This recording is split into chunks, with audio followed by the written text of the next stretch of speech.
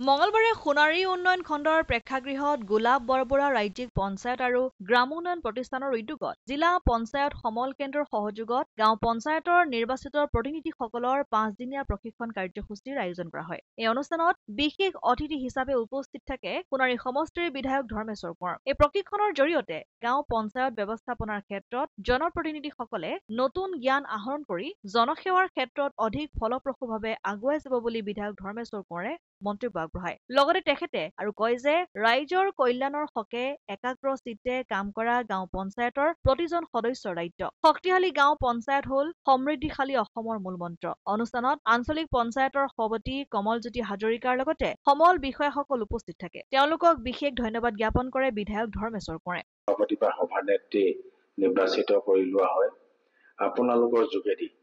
এতিয়া আগতেতো ইলেকশ্যনৰ যোগেদি পঞ্চায়তৰ সভাপতি বা সভানেত্ৰী নিৰ্বাচিত হৈছিল।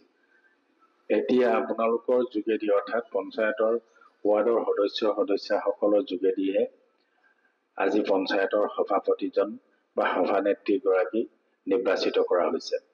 আৰু তেওঁ গোটেইখিনি যিসমূহ ফাণ্ড আহিব 15 ফাইনেন্সত আপোনালোকেতো এতিয়া 15 ফাইনেন্সৰ পৰাহে আপোনালোকে এইখিনি কাম কৰিবলৈ সুবিধা পাব। মথুৰাপুৰৰ পৰা ইছলাম আহমেদৰ ৰিপৰ্ট, অসম আদিত্য।